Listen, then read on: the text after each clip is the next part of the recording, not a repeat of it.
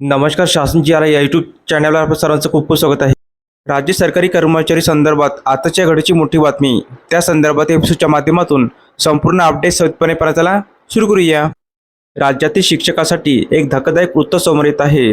सदर वृत्तानुसार राज्यातील तब्बल 97,000 शिक्षकावर कारवाई करण्याचे निर्देश देण्यात आले आहे. दिनांक 5 डिसेंबर रोजी शिक्षकांचा टीईटी अनिवार्यतेच्या विरोधात राज्यभर शाळा बंद आंदोलन करण्यात आले होते.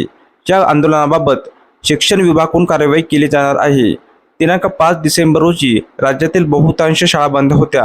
यामुळे संपात सहभागी झालेल्या शिक्षकाचे वेतन कपात केले जाणार आहे.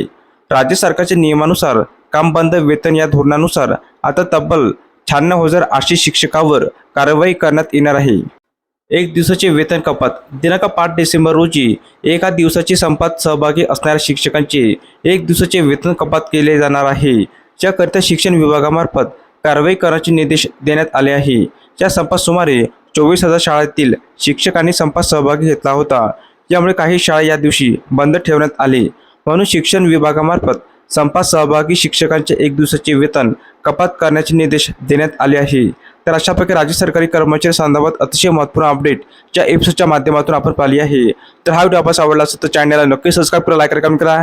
आणि असेच नवीन अपडेट मिळण्यासाठी शासन जी आर यूट्यूब चॅनलला सबस्क्राईब करायला अजिबात विसरू नका. धन्यवाद.